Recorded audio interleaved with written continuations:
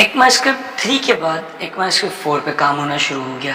لیکن جیسے ہی ECMAScript 4 پہ کام شروع ہوا، آبجیکٹیو اسٹینڈرڈ میں جو چیزیں انکلوڈ کی گئیں وہ تمام فیچرز، میجر فیچرز ایڈ کرنے کی کوشش کی گئی، جو کہ ایک فل فلیش لارجر پروفیشنل لینگویج کے اندر ہونی چاہیے، کلاسز، پیکیجز، نیم اسپیس، اور ایک وائڈ اسپریڈ فیچرز تھے جو کہ ECMAScript 4 میں اسٹینڈرڈ میں انکلوڈ کیے گئے، لیکن اس پہ کانفلکٹ آ گیا کمیٹی کے ممبرانز میں، کیونکہ جو کہ ECMAScript کی کمیٹی تھی اس میں Microsoft, Yahoo, Adobe, Netscape اور بہت بڑے بڑے پارٹنرز تھے جو کہ اس میں اپنا انپٹ دیتے تھے کہ کیا اس اسٹینڈرڈ میں شامل ہونا چاہیے، لیکن ان سب کے درمیان اختلاف ہو گیا اور بہت زیادہ اسٹرانگ اپوزیشن آنے لگی کہ اس میں کیا فیچرز ہونے چاہیے۔ کچھ کہتے تھے کہ جاوا اسکرپٹ اسمال ٹاسک کے لیے بنی ہے، اس میں اتنے بڑے فل فلیش لینگویج کے فیچرز سارے نہیں ہونے چاہیے۔ کچھ کا خیال تھا کہ اس لینگویج کو ہم جتنا امپروو کریں گے کلائنٹ سائڈ پہ ہم اتنی بہتر امپلیمنٹیشن دے سکتے ہیں، لیکن یہ ایک ڈس ایگریمنٹ رہا، اور وہ ڈس ایگریمنٹ کی وجہ سے، اس ڈس ایگریمنٹ کی وجہ سے ECMAScript 4 کی اسٹینڈرڈائزیشن ڈیلے پہ ڈیلے ہوتی رہی، اور 2003 میں جا کے اس کا کام رک گیا، کوئی آگے کام نہیں ہو رہا تھا۔ مین وائل ہر کمپنی، مائکروسافٹ، یاہو،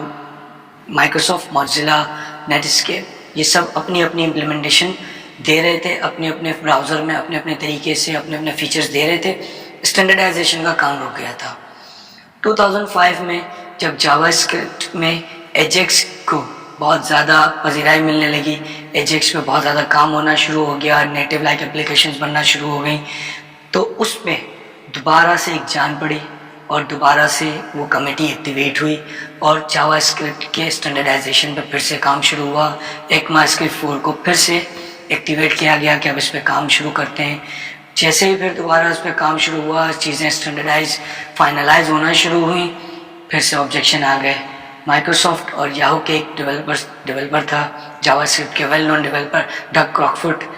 ان دونوں نے مل کے اسٹرانگلی اپوز کیا ECMAScript 4 کے بہت سارے فیچرز کو کہ یہ ٹیکنیکلی یہ فیچرز نہیں ہونے چاہیے، جس کی وجہ سے جب پھر سے ایک کنسرن ریز ہونے لگے اور پھر سے یہ ایک ڈیلے کا شکار ہو گئی ECMAScript 4۔ پھر ڈگ کراکفورٹ نے ایک سجیشن دی کہ ایک سمپلر امپلیمنٹیشن آف ECMAScript ہم لاتے ہیں، اس کو انہوں نے ECMAScript 3.1 کا نام دیا۔ 2008 تک یہ معاملہ ایسے ہی چلتا رہا، اعتراضات ہوتے رہے، کوئی ایکسیپٹ کر رہا ہے، کوئی ایکسیپٹ نہیں کر رہا۔ ڈگلس کراکفورٹ نے کہا کہ ہم ایک سمپلر امپلیمنٹیشن دیتے ہیں، ECMAScript 3.1 کے نام سے سمپلیفائڈ فیچرز پر کام کرنا شروع کیا۔ مائکروسافٹ اور یاہو نے اس کو لیڈ کیا کہ یہ ہم بنانا شروع کرتے ہیں۔ اس دوران ہوا یہ کہ دو امپلیمنٹیشن سائڈ بائی سائڈ چلنے لگی، ECMAScript 4 پہ بھی کام چل رہا تھا اور ECMAScript 3.1 پہ بھی کام ہو رہا تھا، اور دونوں parallel side by side standard پر کام ہونا شروع ہو گئے۔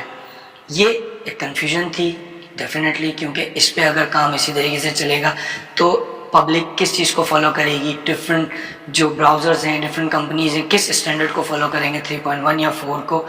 کنفیوژن ایک چلتی رہی کافی عرصے تک۔ پھر برینڈن آئک نے چارج سنبھالا اور برینڈن آئک نے تمام پارٹیز کو ایک پیج پہ لا کر اس چیز پر راضی کیا کہ ہم ECMAScript 4 کو روک دیتے ہیں اور ECMAScript 3.1 ہماری مین امپلیمنٹیشن ہوگی، تو ساری پارٹیز تاکہ اس پر آ جائیں اور اس کو لے کر آگے چلا جائے، اس اسٹینڈرڈ کو ریلیز کیا جائے تاکہ آپ کے براؤزرز تمام اسٹینڈرڈائزڈ وے میں امپلیمنٹیشن شروع کریں۔ تو 2008 میں ECMAScript 4 کا کمپلیٹ اینڈ ہو گیا۔ 10 سال تقریباً